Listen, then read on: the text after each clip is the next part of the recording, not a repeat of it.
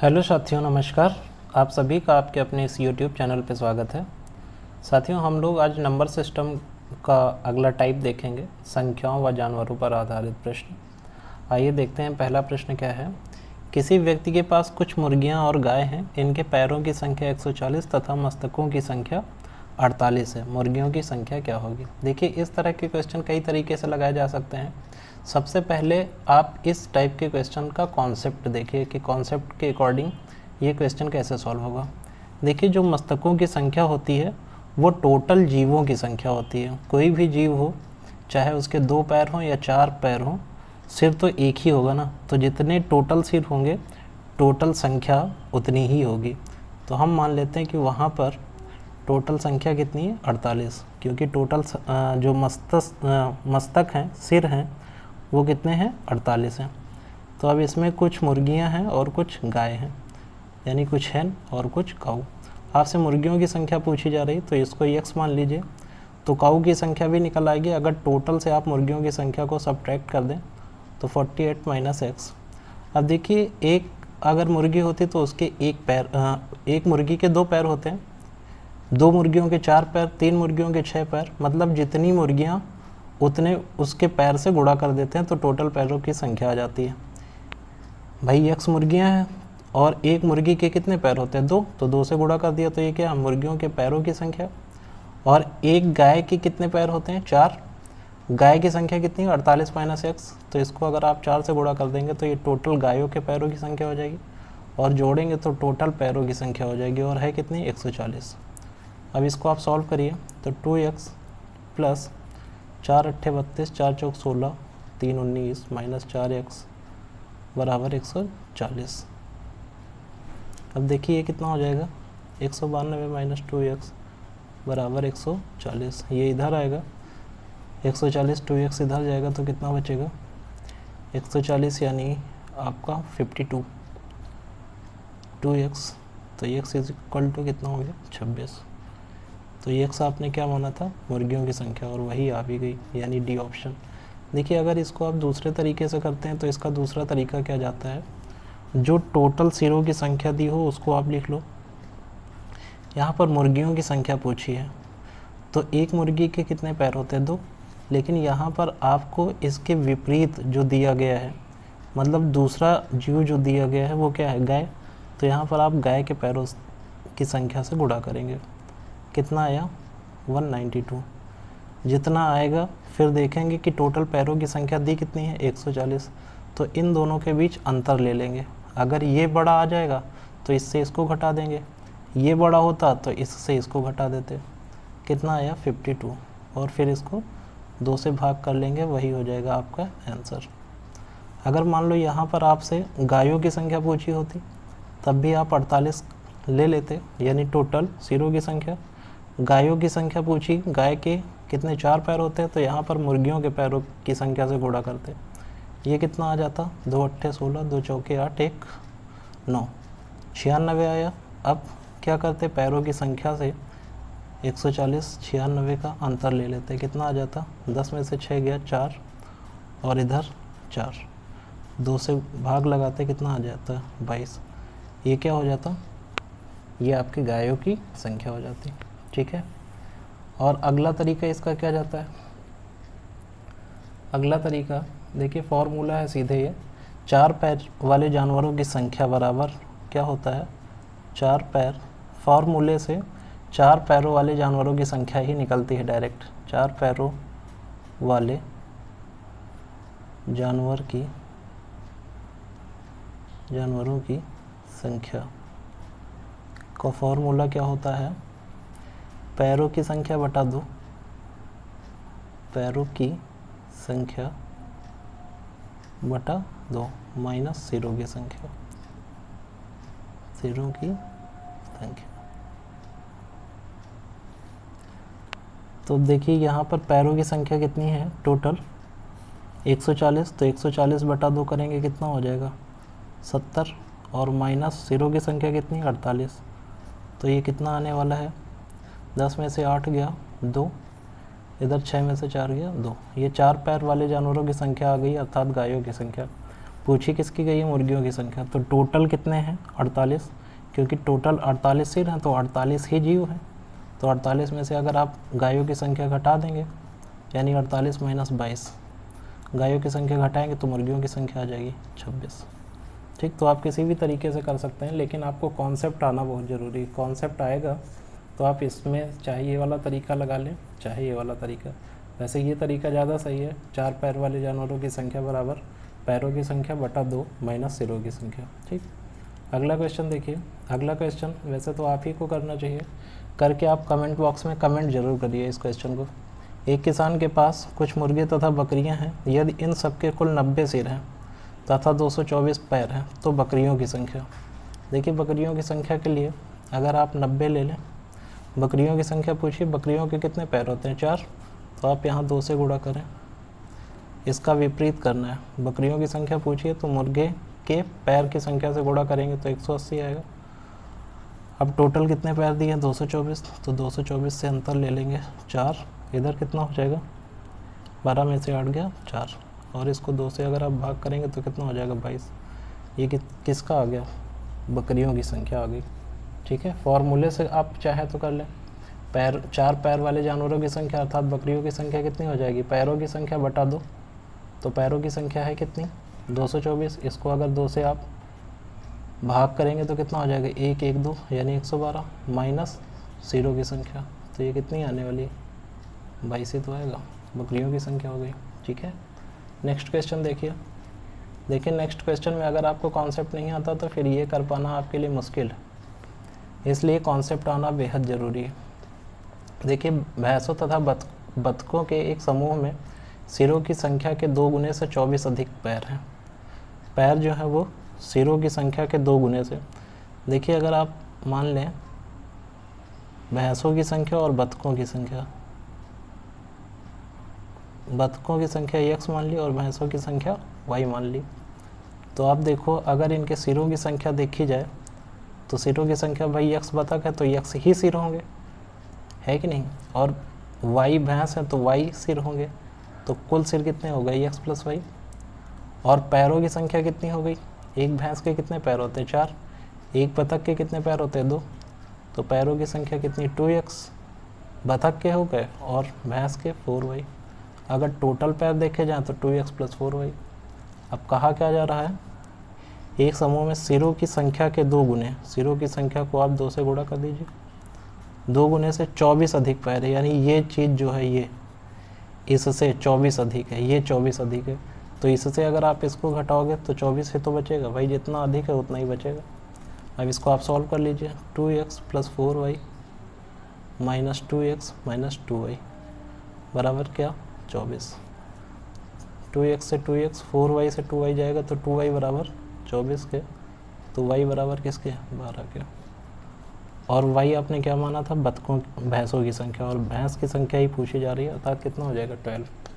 Next question देखिए। Next question जो है वो आपकी संख्याओं पर आधारित प्रश्न है। संख्याओं पर आधारित प्रश्न को किस तरीके से सॉल्व किया जाता है वो देखिए। इसका कॉन्सेप्ट क्या होता है, 2 अंकों की अगर कोई भी संख्या होती है, मान लो 12 है, 22 है, 38 है, तो 2 अंकों की संख्या में हमेशा आप देखो जो इकाई का अंक होता है उसमें 1 से गुणा होता है, और दहाई का अंक जो होता है उसमें 10 से गुणा होता है।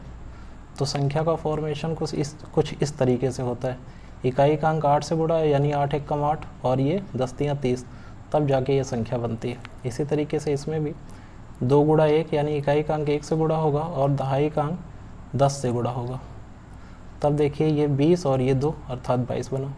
तो अगर यहाँ पर आप ये मान लो कि इकाई का अंक आपका y है और दहाई का अंक आपका x है, तो संख्या आपकी 10x प्लस y होगी। ठीक है, फिर उसके बाद क्या कहा, 2 अंकों की संख्या में इकाई का अंक दहाई के अंक का दुगुना है। अभी आपने संख्या मान ली, फिर इन्होंने एक बात और बताई कि जो इकाई का अंक है यानी ये दहाई के अंक का 2 गुना, अगर ये देखो तो ये दहाई के अंक का 2 गुना है, ये 2 गुना है, तो दहाई का अंक अगर 2 गुना कर दिया तो दोनों बराबर हो जाएंगे। ठीक, अब यहाँ से अगर आप देखो तो ये संख्या आपकी जो है वो 12x हो गई, भाई y की वैल्यू रख दी 2x, तो ये 12x हो गई। अब कह रहा है कि यदि अंकों को बदल दिया जाए, यानी y को इधर y को दहाई का अंक बना दिया जाए और x को इकाई का अंक, तब आपकी संख्या क्या हो जाएगी 10x + y, तब संख्या ये हो गई। अब यहाँ पर अगर y की वैल्यू आप 2x रखें, अगर यहाँ पर आप 2x रखेंगे, y को क्या मानना है आपको, दहाई का अंक, तो संख्या आपको कुछ इस तरीके की हो जाएगी 10y + x। भाई इसको इकाई का अंक मानेंगे x को, और इसको दहाई का अंक, तब आपकी संख्या क्या हो जाएगी, y की जगह पर 2x, अर्थात ये कितना हो गया 21x। क्या कह रहा है आपका, यदि अंकों को बदल दिया जाए तो नई संख्या, ये नई संख्या मिली, पुरानी संख्या से 27 अधिक होगी, यानी 21x से अगर आप 12x घटा दें तो आपको कितना मिलने वाला है 27। अब यहाँ से आप देखिए 9x बराबर कितना हो गया 27, तो x बराबर कितना हो जाएगा आपका 9 × 27, 3 आएगा। पुरानी संख्या क्या है, पुरानी संख्या यही है, तो x की वैल्यू 3 रख दीजिए, अर्थात कितना हो गया 36। आपका बी ऑप्शन सही हो गया।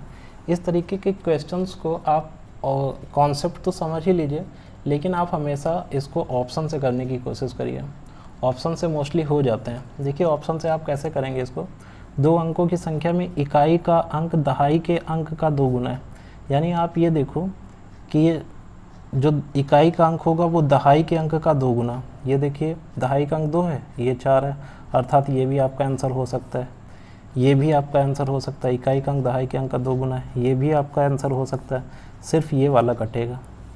फिर क्या कहा गया, यदि अंकों को बदल कर दिया जाए, यानी बदल दिया जाए, तो नई संख्या पुरानी संख्या 27 अधिक होगी। अब देखो अगर इसको बदल दें, मान लो इसको हम मान लेते हैं कि ये आंसर है, इसको बदल दिया 24 को, तो ये कितना हो गया 42, तो नई संख्या 42 मिली। अब देखो क्या ये 27 अधिक है, 12 में से 4 गया 8, और इधर 3 में से 2 गया 1, ये तो 18 ही अधिक है, अर्थात ये नहीं होगा।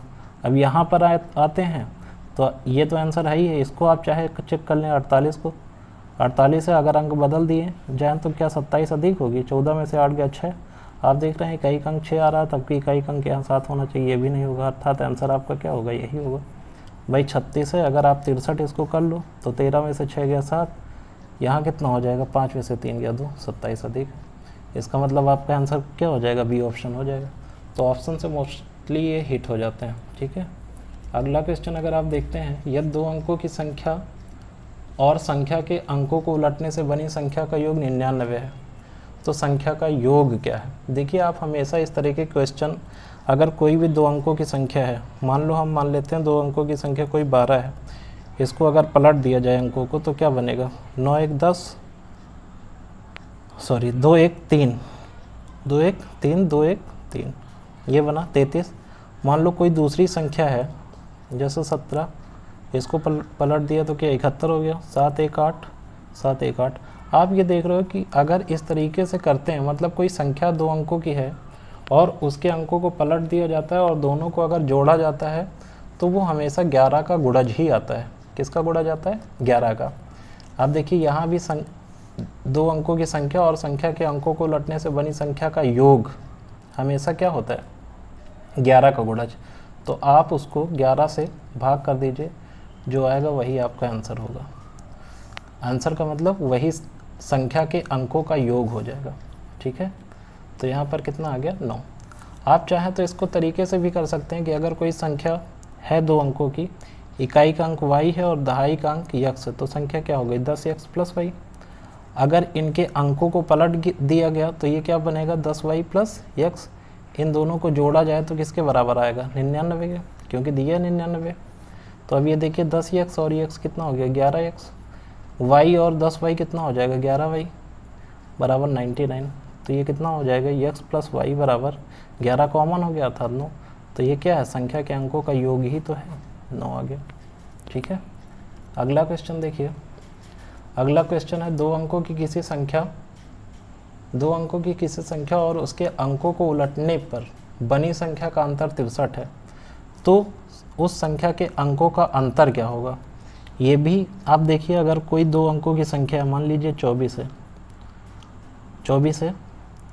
2 अंकों की किसी संख्या और उसके अंकों को उलटने पर बनी संख्या का अंतर, अब इसको उलट दिया तो ये क्या बन गया 42। अब इनका जरा अंतर देखो, 42 और 24 का अंतर कितना है, 12 में से 4 गया 8, और इधर 3 में से 2 गया 1। अगर मान लो कोई दूसरी संख्या ले ली, यहाँ 25 ले लिया, इसको पलट दिया 52 हो गया। 52 और 25 का अंतर देखो कितना आ रहा, 12 में से 5 गया 5, 7 हो गया, और इधर 4 में से 2 गया 2 हो गया। आप देख रहे हो कि यहाँ 18 आया, यहाँ 27।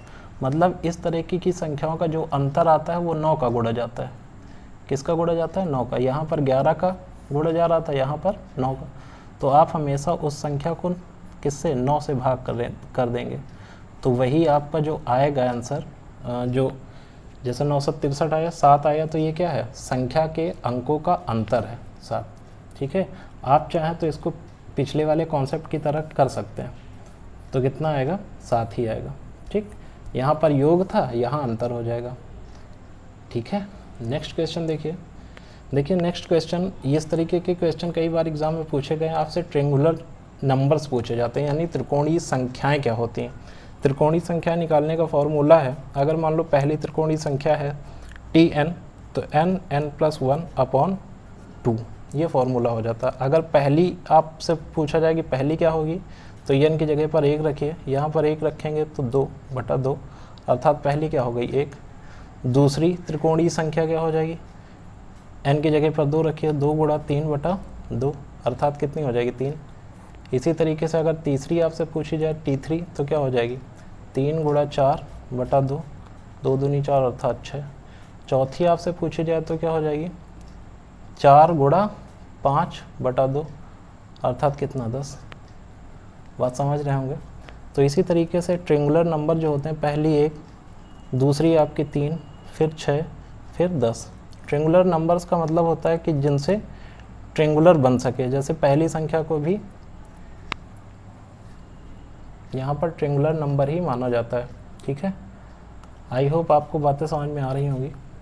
इस वीडियो में हम लोग इतना ही रखते हैं, मिलते हैं फिर नेक्स्ट वीडियो में नेक्स्ट चैप्टर के साथ। अगर आपको बातें समझ आ रही हों तो वीडियो को आप लाइक करें, शेयर करें अपने दोस्तों के साथ। चैनल को सब्सक्राइब नहीं किया तो सब्सक्राइब भी कर लें। ठीक है, मिलते हैं नेक्स्ट वीडियो में, तब तक के लिए जय हिंद।